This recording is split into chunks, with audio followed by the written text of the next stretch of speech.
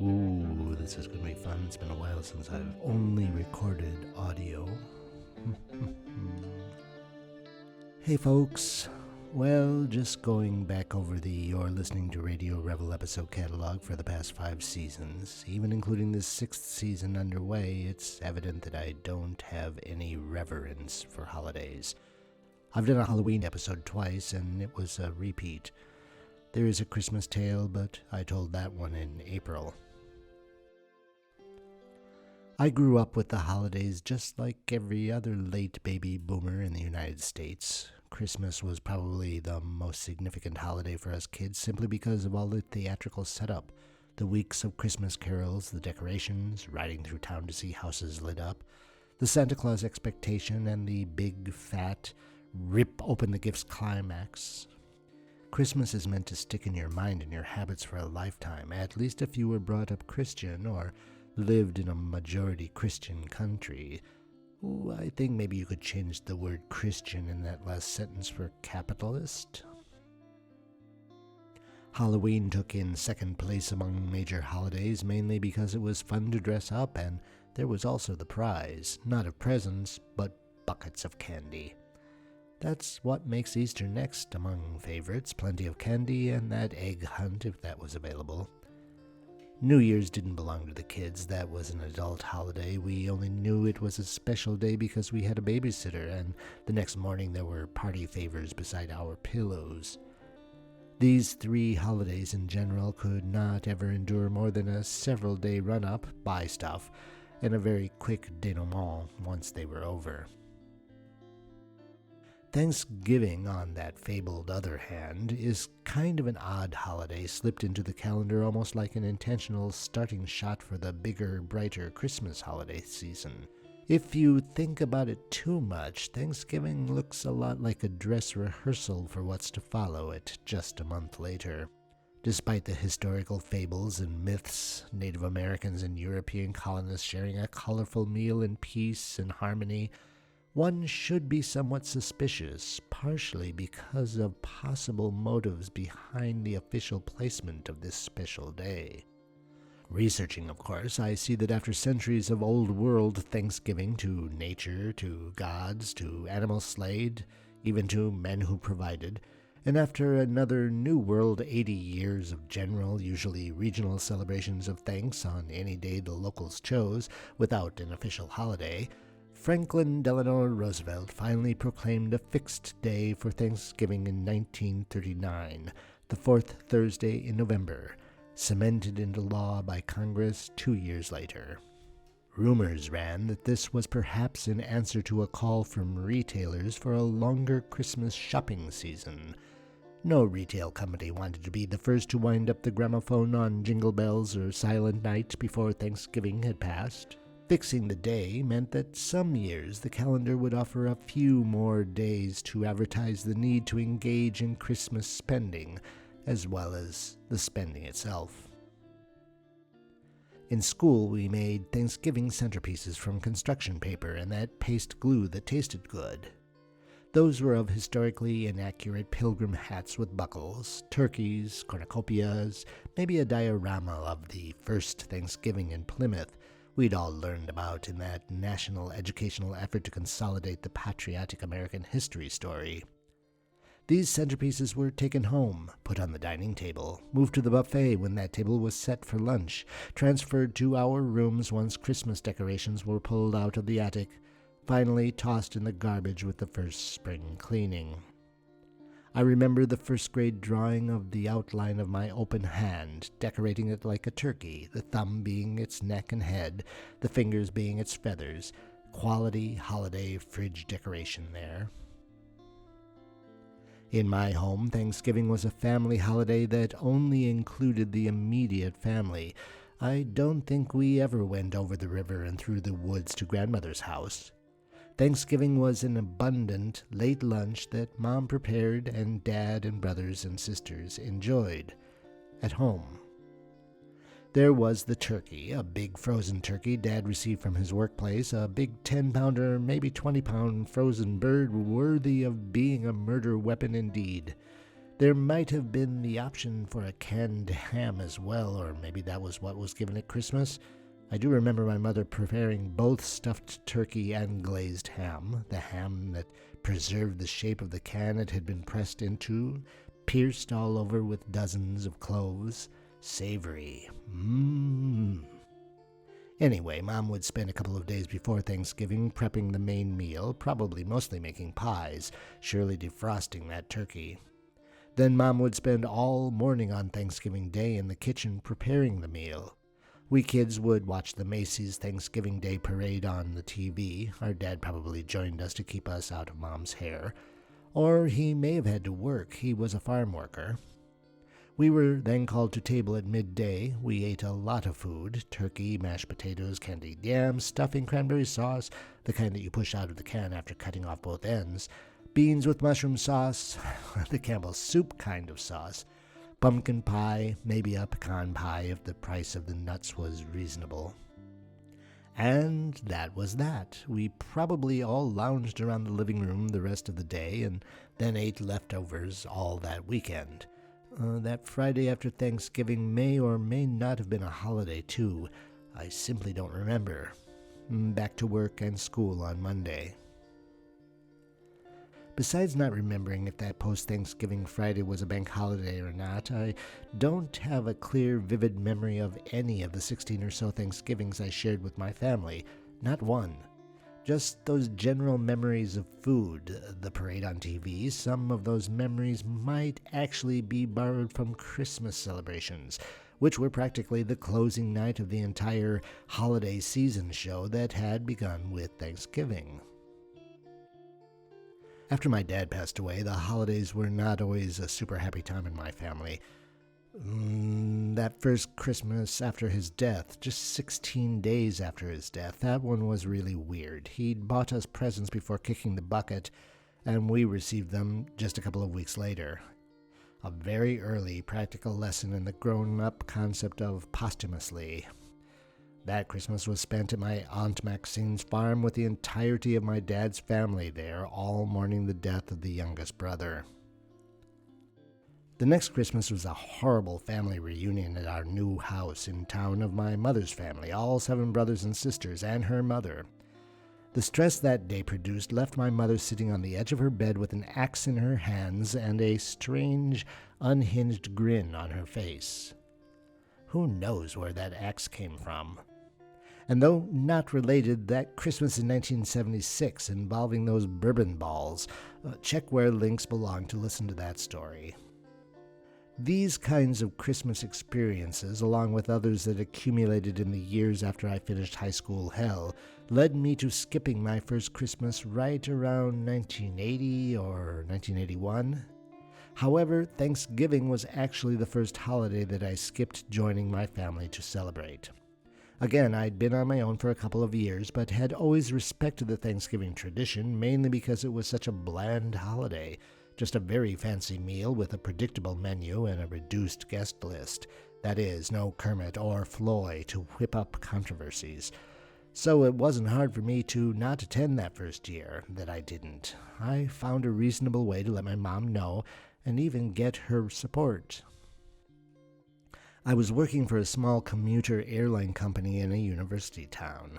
I had to manage from 4 to 6 flights a day of small 6-seater planes out of a tiny airport just outside of town that was mainly there because there was a flight school on the premises. And saying school is being very generous, there was 1 classroom, usually 2 or 3 students, and 3 flight instructors, one of whom managed the airport and the mechanics shop where 2 mechanics worked.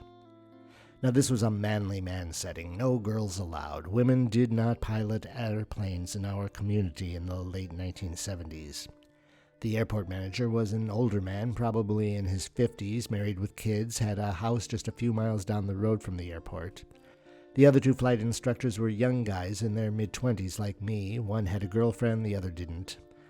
That Thanksgiving, one of the flight students, a guy named Todd from Arkansas, wasn't going home. He only had his dad left and didn't see any reason for the long drive just to share a meal in a restaurant.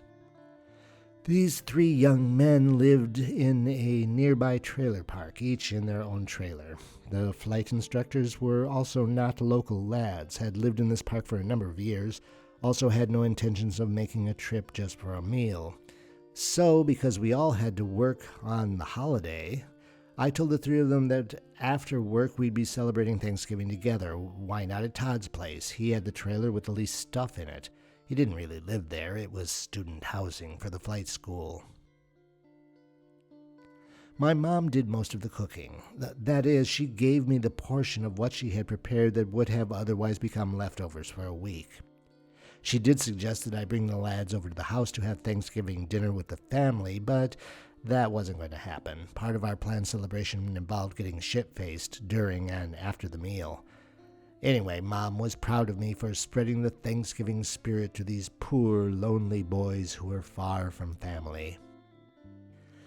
Now, the real reason I'm on about Thanksgiving is not to highlight my rejection of the holiday season, at least not directly. I celebrate Thanksgiving every year with my mate here in Spain, where no one else is celebrating it. That's usually a Saturday or Sunday meal, usually patterned on the American tradition of baked bird and harvest roots and vegetables, as well as the pumpkin pie. We celebrate it as a real day of giving thanks and recognizing that we've made it through another year unharmed and better off. I did choose Thanksgiving, though, because it is a preamble to a certain call to action that I want to leave record of here on the podcast, and which I want to use the podcast to fill in where simple memes can't on the only social media platform I sometimes participate in. That meme is a hashtag No Black Friday 2025 with that red circle and diagonal prohibition line that we are all familiar with. Popular wisdom, that is, Wikipedia, tells us that the first use of the term Black Friday to denominate a particular day was way back in 1869. Friday, September 24th, was the day of a gold crash that put the U.S. economy in turmoil for months. Funny how that was only 6 years after Thanksgiving kind of became a thing in the nation. Well, from that first reference until a period of time that spans from the mid-1950s to the early 1980s, in which the term began to take on its current meaning, Black Friday was used at least a dozen or more times to label infamous days with events ranging from natural disasters like storms, tornadoes, and wildfires to more human disasters like military attacks, terrorist attacks, protester attacks, police and union violence, and the like. Even during the 3 decades of transformation into horrible day after Thanksgiving shopping day, the term continued to be used for days of infamy. At least 3 of all those Black Fridays referenced economic disasters that happened to fall on or near a Friday.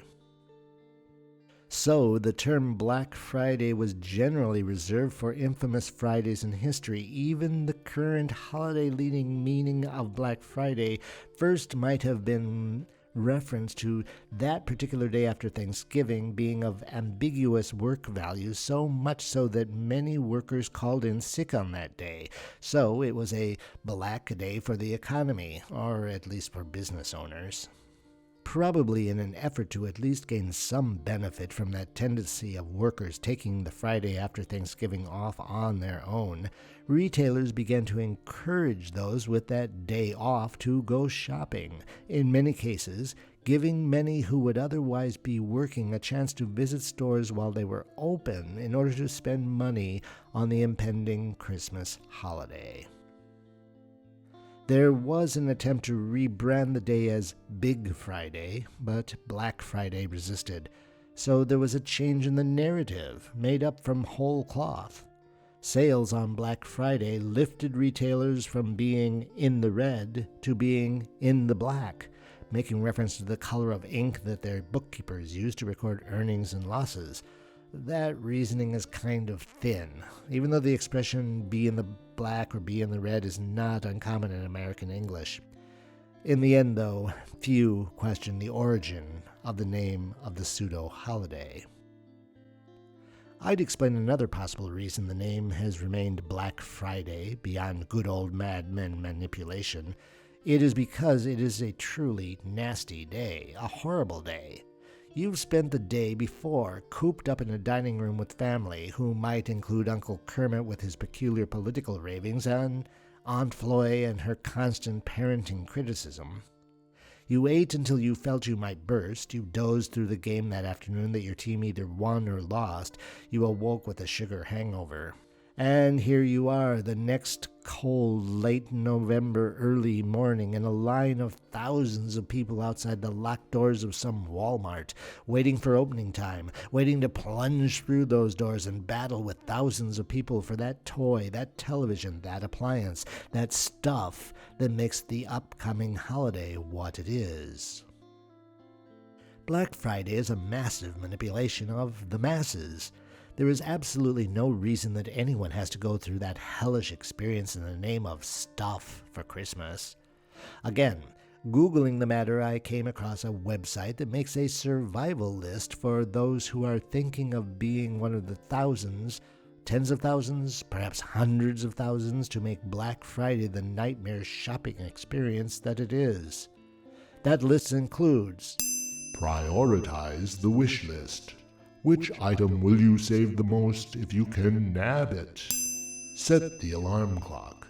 Some of the best Black Friday deals start soon after midnight. Dress warm if you are located in the colder regions of the country. Duh. Pack a snack, a thermos of tea or coffee, and maybe even a lawn chair. Those lines and the wait get long. Work in pairs. You don't want to lose your place in line if nature calls. The page then adds: Black Friday shopping just isn't your style? That's okay. Then all you will need for that is an internet connection and a credit card. Now is the time for the massive demographic, which is the consumer, to stop allowing him or herself to be bamboozled by this artificial, increasingly international, bridge holiday event. We get Black Friday and Cyber Monday ads here in Spain too, as do many other European countries. We can't allow them to think that we are as stupid as they think we are. Here are some points that have been made about Black Friday that maybe you've heard but then ignored. Retailers, within whatever restrictions local governments place, often raise prices in October in order to reduce them in November. Things that are drastically reduced are probably things that will be replaced by the new improved model in the new year.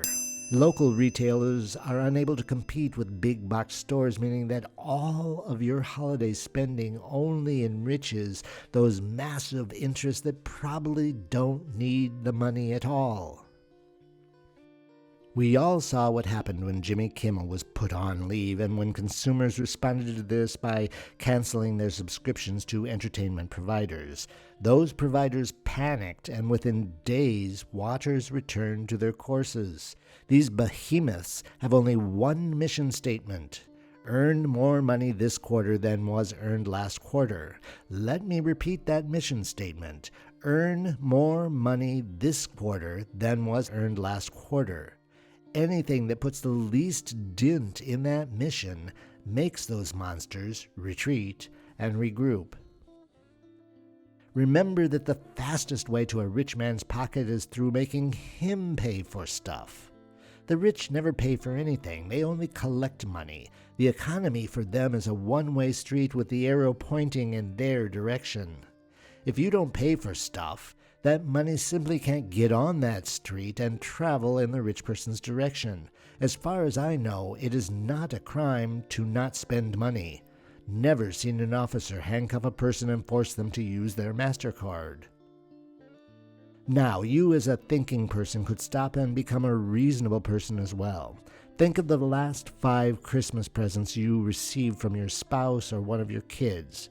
Can you remember the last 5? Can you honestly say that any of those 5 things became an enduring, meaningful, useful part of your life? What about the last 5 Christmas gifts you have given to your spouse or your children? Are those dolls still being played with? Does she ever wear that scarf you bought her? How many bottles of perfume does she have on her vanity? And that watch you received, stuffed into the watch drawer next to the other 3 from earlier Christmases? Like Thanksgiving dinners, I can't remember all of the Christmas gifts I've ever received. Some of them I remember because my dad would Super 8 us as we opened gifts, and I've seen those films. Other things like the Etch-a-Sketch were treasured and used for years. All the rest of the stuff we got upon opening those packages has faded with memory. And any stuff that might remain in my memory tends to be stuff that was made for me.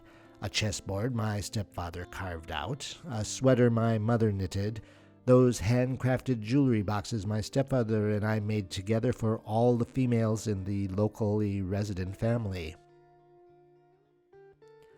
Aunt Maxine, who is popping up a lot lately, always gave the same present to everyone in her family every year. Her family wasn't large, but she did want to give something to the families of each of her brothers and sisters, as well as to her husband's family groups, without having to go through the stress and expense of buying an individual gift for each person.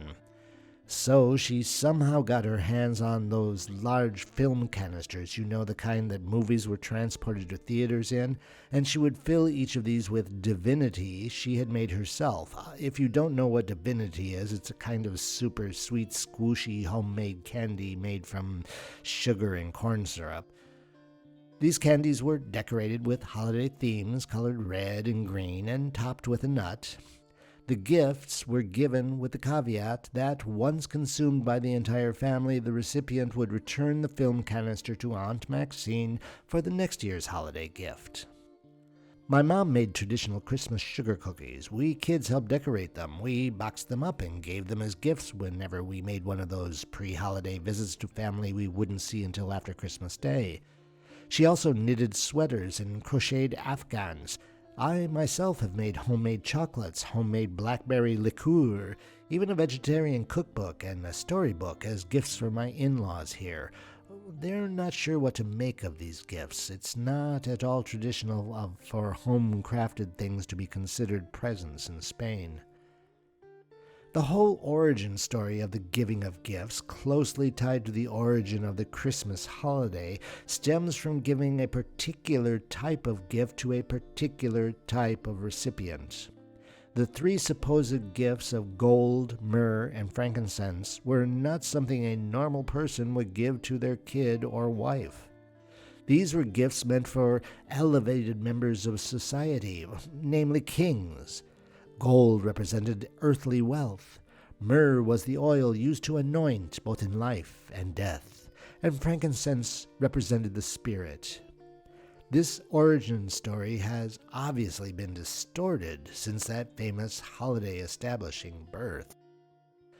A queen like Victoria, who set so many standards during her long reign, coinciding with industrial and manufacturing revolutions that put pence in poor people's pockets and stuff in stores, well, she could mandate cultural norms like decorating a tree and piling colorfully wrapped presents beneath it.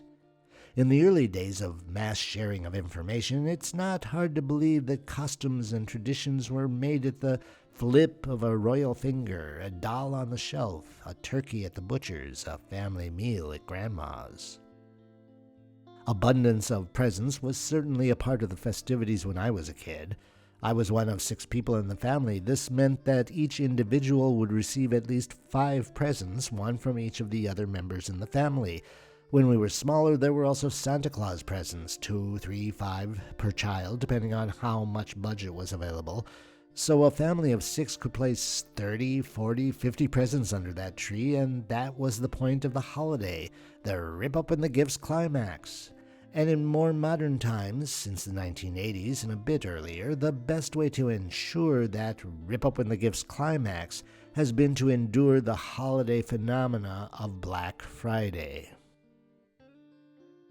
Buying and giving stuff, then, is only artificially connected to the idea of some kind of winter celebration. I'm not suggesting that you don't say Merry Christmas or even Happy Holidays. I am suggesting that, as can be seen by the politicization of those two totally acceptable greetings, the holiday is in need of rethinking, regrouping. What I am saying is that we need to reconsider the overall cultural habit that is represented by Black Friday. You don't need more stuff. Your friends and family don't need more stuff. Don't buy stuff for your friends and family, and let them know that you don't want any stuff. Black Friday has always been a manner to get the masses to spend a lot of money in a short period of time. It's not the best time of year to buy. The discounts are not necessarily the best or even real. The stuff being sold is probably going out of fashion in short shrift. Who needs the stress of a Black Friday shopping experience? And canceling Black Friday is one of the ways we can take back the holiday spirit. Don't give your money to those big boys who can afford to lower prices. Buy anything you can't avoid buying within 20 miles of your home. Or just don't buy anything. There's still time. On the date that this episode goes live and is listened to by 10 or 15 people, there will still be a month left. A month in which you can make something for your loved one. A month in which you can communicate to your friends and family that this year is more important to stop the stuff than to give in to the mass manipulation. I don't have to remind anyone just who is funding a lot of the crap that is going on over there in your country. Dry up those funds, menace the monster by not contributing, by not buying stuff. Simply said, cancel Black Friday. Don't shop on November 28th this year, 2025. Don't buy stuff. Make homemade, home-crafted gifts. If purchase you must, purchase locally from small businesses. Make the holiday about those you have around you, your family, your friends, your community. Let others make the holiday about their families, friends, and communities. Call that relative who lives on the other side of the country. Say, Happy Holidays, or extend an invitation. Remember to tell them not to bring stuff wrapped in stuff wrapping. This year needs to be a people holiday, not a national holiday, not a consumption holiday, not a corporation holiday, not a stuff holiday. Well then, I've ranted for a while in support of this idea. As a final note, after years of consuming the Macy's Thanksgiving Day Parade on TV, I actually went out to Fifth Avenue in New York City in person to see the parade in 1983. The experience was not satisfactory. The only thing I could really see were the underbellies of the balloons. Those were huge and floated overhead. Anything else on the ground, that is the parade itself, was pretty much blocked by the multitude of people attending. I didn't bother to wait for Santa's float to pass by Macy's, just crossed town and walked to the station to catch a train back to Jersey City. Whew, that's enough for this week. Remember to listen, like, subscribe, and share. Cheers!